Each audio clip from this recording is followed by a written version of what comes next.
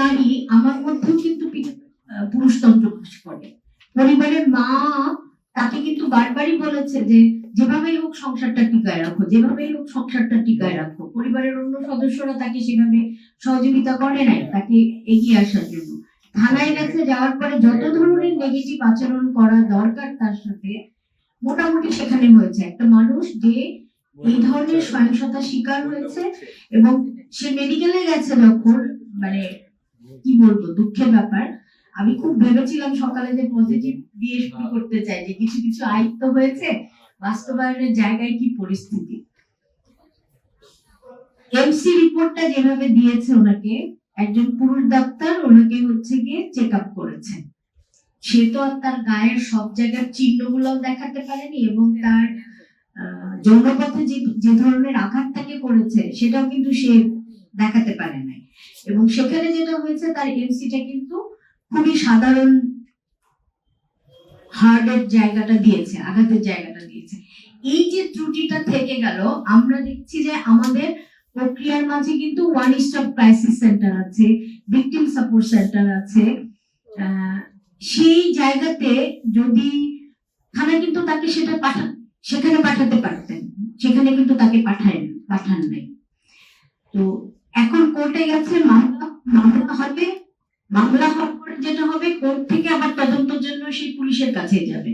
Police কিন্তু এই ভদ্রমহিলাকে, আমি যখন দুপুরে থানার ওসির সাথে কথা বললাম তখন বলছে, আপা এলাকায় ইনভেস্টিগেশনে পাঠাইছি, দেখতেছি হবে আপা। বিকালে ফোন করলাম আবার, বলছে আপা তদন্ত থেকে এখনো ফিরে আসে নাই, তদন্ত থেকে ফিরে আসতেন, তারপরে উনি মামলাটা নেন নাই।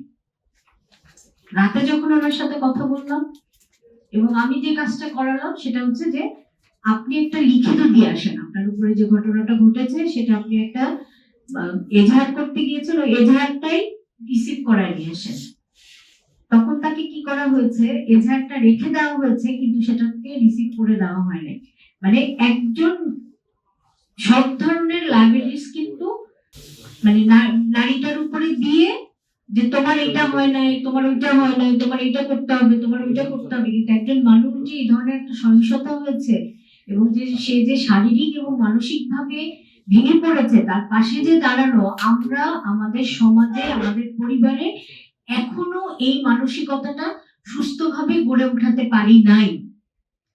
এবং একটা বিষয় একটু বলতে চাই, সেটা হচ্ছে যে এই নতুন সরকার আসার পরে আগের কথাগুলো বলতে চাই না, কিভাবে মব হয়েছে, কিভাবে নারী বিদ্বেষ ছড়ানো হয়েছে, কিভাবে আইনগত জায়গাগুলোতে নারীদেরকে কি বলবো থামিয়ে দেওয়া হয়েছে। 133টা অধ্যাদেশ হয়েছে।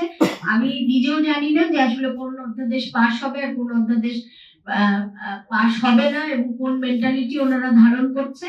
কারণ গত কিছুদিন আগে একটা কর্মসূচিতে আমার স্বরাষ্ট্রমন্ত্রীর সাথে দেখা হলেন, আমি ওনাকে কথা বলার সুযোগ বললাম যে নারী শিশু যেভাবে সহিংসতার শিকার হচ্ছে বিষয়টাকে বিশেষ দৃষ্টি দিয়ে দেখেন। কিন্তু আমি যেভাবে রেসপন্স পেয়েছি আমি জানি না কতটুকু হবে।